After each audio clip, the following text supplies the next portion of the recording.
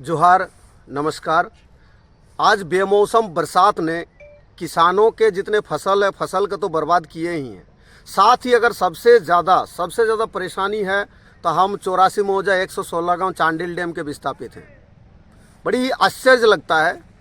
आज हमारे चांडिल डैम का फाटक खोलने को लेकर कल रात से ही मैं लगातार प्रयास कर रहा हूं। इस विषय पर हमारे additional director, chief executive engineer, हमारे सांसद माननीय संजय सेठ जी, हमारे माननीय विधायक सविता मैडम जी, हर जगह पर हमने इस विषय पर बात की है। लेकिन आज अभी तक शाम के 5:30-6 बज रहा, लेकिन अभी तक डैम का फाटक नहीं खुला है। अब सोचने और समझने वाली बात है कि आज जलस्तर 182 के आसपास पहुंच चुका है। 182 के आसपास। अब ये लोग क्या करते हैं? अब ये पुराना जो रिकॉर्ड है, प्रत्येक आरएल के हिसाब से जिस तरह से उन्होंने एक सर्वे किया हुआ था कि एक आरएल पे इतना गांव, 2 आरएल पे इतना गांव, तीसरा आरएल पे इतना गांव प्रभावित होते हैं, इस तरह से उन्होंने जो किया तो उसी आधार पे लेके चल रहे हैं। लेकिन मैं उन्हें याद दिलाना चाहता हूं कि चांडिल डैम का बनकर आज 42 साल हो रहा है और इन 42 सालों में कुछ विकास का काम नहीं हुआ। लेकिन जब कभी भी पानी के बहाव हमारे चांडिल डैम के ओर आता है तो सिर्फ पानी के साथ मिट्टी आता है, बालू आता है, पत्थर आता है, कंकड़ आता है, लकड़ियां आता है, कई सारा चीज आता है और आज वो समतल हो चुका है। जिस वजह से जब हमारे चांडिल डैम का जल स्तर 180 के आसपास पहुंच जाता है तो हमारे लास्ट गांव जैसे कुम्हारी हो गया, ईंचागढ़ हो गया, पातकुम हो गया, बाबू चमदा हो गया, उदल हो गया, बांदाबीर हो गया, कुम्हारी हो गया, इन सारे गांवों के घर तक पानी पहुंच जाता है। ये बात उनको समझ में नहीं आता, बड़ी आश्चर्य लगता है। इस विषय पर आज से पहले मैंने कभी नाम लेकर टिप्पणी नहीं किया हमारे माननीय विधायक जी के ऊपर, लेकिन बड़ी दुख लगता है आज माननीय विधायक जी के साथ जब हमारा वार्ता हुआ फोन के माध्यम से, तो उन्होंने हमें कहा कि आप सारे विस्थापितों ने राजभवन में जाकर 183 आरएल पर स्वीकृति प्रदान करके आए हैं।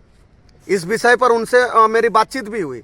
मैं उनको बताया नहीं, ये सरासर गलत है। मैं यहाँ तक उनको बताया कि अगर कोई आपको इस तरह का दिग्भ्रमित कर रहा है तो आप हमें लाइन पर ले, हमें बताएं, उसके बाद आगे की बात होगा। अभी मैं तुरंत उनको फोन किया हूँ, 2 मिनट पहले उनको फोन करके बताया कि मैं आपको राजभवन को दिया हुआ मैं आवेदन आपको भेजा हूँ। आप देखिए उसमें साफ तौर पे लिखा हुआ है कि जब तक चांडिल डैम विस्थापितों का संपूर्ण मुआवजा, नियोजन, आपका जमीन का समस्या, हर एक चीज जब तक पूरा नहीं होता है तब तक आप पानी का जलस्तर 177 आरएल पे रखे।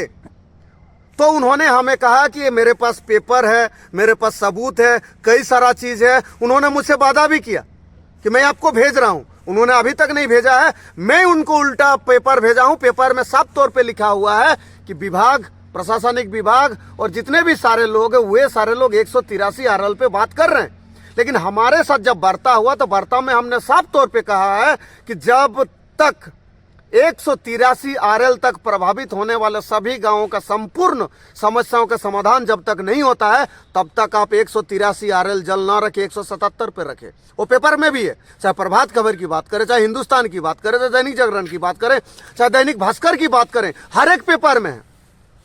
आज मैं विधायक महोदय से मैं बोलना चाहूंगा कि आप अपने निकम्मापन को, आप अपने कमजोरी को, किसी को बदनाम या आंदोलन को बदनाम करने की कोशिश ना करें।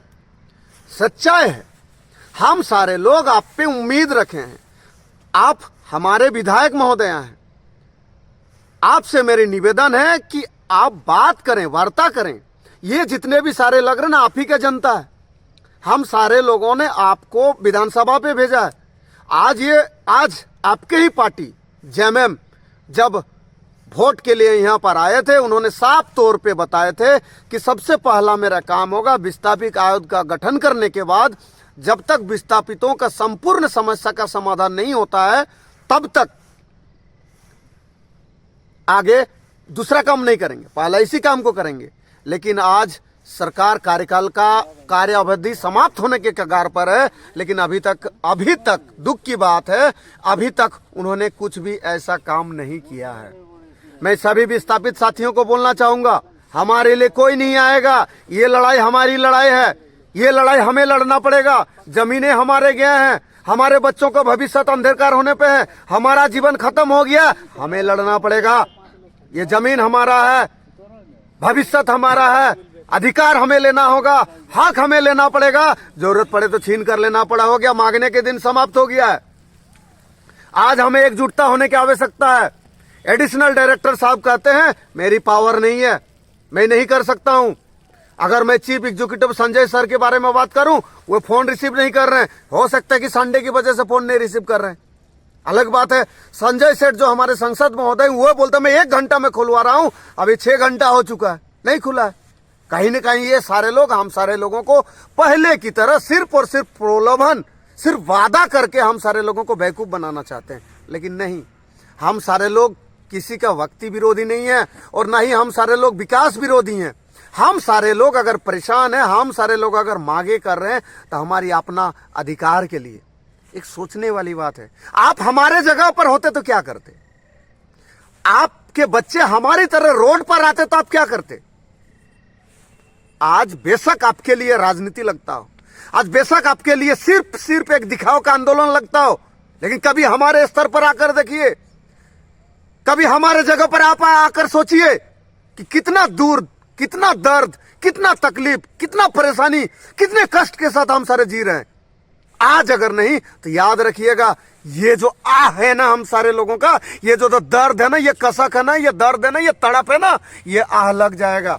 हम सारे लोग दिखावा नहीं कर रहे हैं, हम सारे लोग